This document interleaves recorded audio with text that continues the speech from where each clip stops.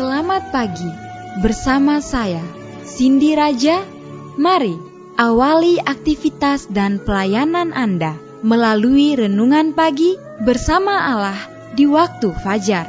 Dengan doa dan bimbingan darinya, kita dapat diyakinkan bahwa pada hari yang mulia itu, ketika Yesus kembali untuk mengklaim miliknya, bahwa kita akan menunggunya di sana dengan tangan terbuka dan disambut ke hadiratnya yang kekal. Ditulis oleh Ellen G. White bersama Pendeta Denny Kanajo. Selamat mendengarkan. Shalom, selamat pagi para pendengar yang diberkati oleh Tuhan dimanapun Anda berada saat ini. Kita akan sama-sama mendengarkan firman Tuhan melalui audio renungan pagi pada tanggal 11 Mei 2021 dengan judul Basuhlah, bersihkanlah dirimu. Sebelum kita melanjutkan bacaan renungan kita pada pagi hari ini, kembali saya mengajak semua para pendengar yang setia untuk berdoa bersama-sama. Bapa kami yang bersemayam di dalam takhta kerajaan sorga, terima kasih Tuhan Yesus, oleh karena kasih dan rahmat-Mu begitu besar bagi kehidupan kami, lebih khusus panjang malam di dalam tidur kami. Hingga tiba di pagi hari ini kami dibangunkan dengan tubuh sehat dan segar.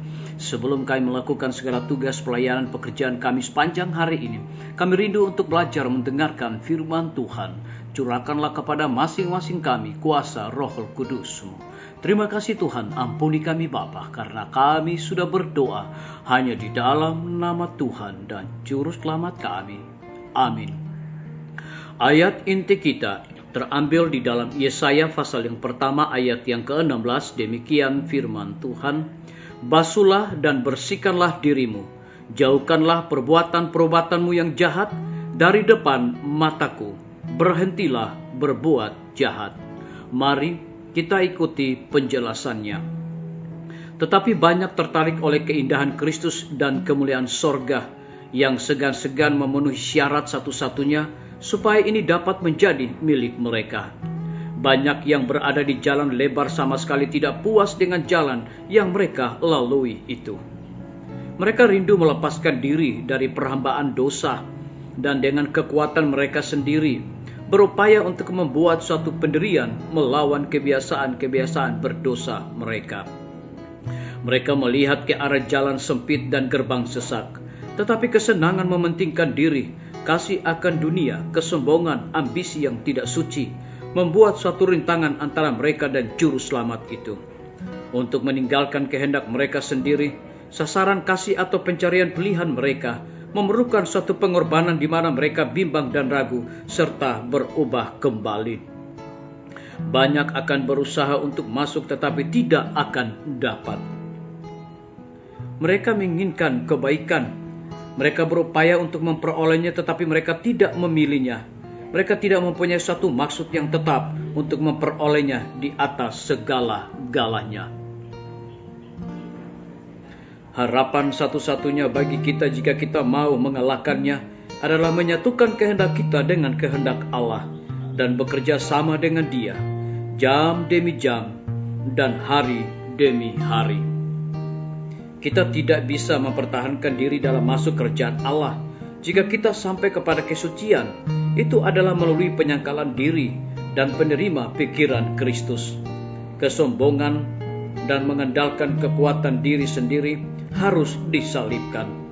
Maukah kita membayar harta yang dituntut dari kita?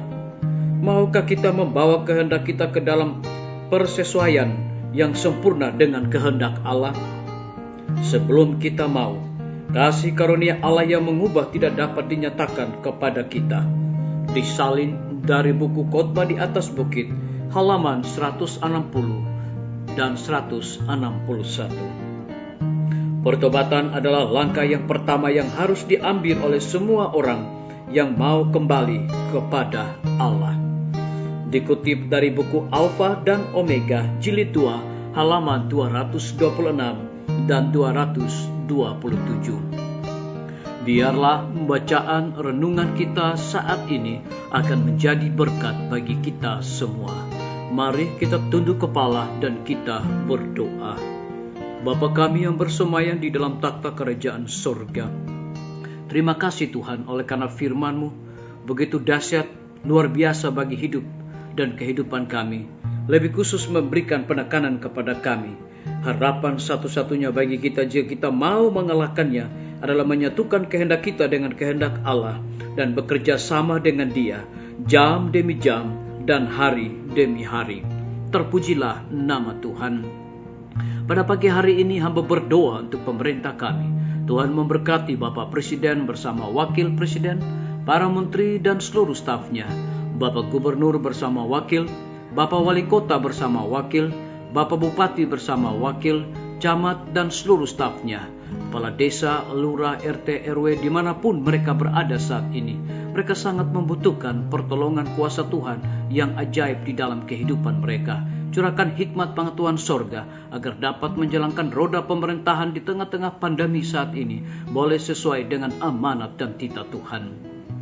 Kami juga menyerahkan para tim medis. Tuhan berkati dokter, perawat, bidan, semua para pekerja kesehatan yang ada di setiap rumah sakit, bahkan puskesmas yang ada di Indonesia.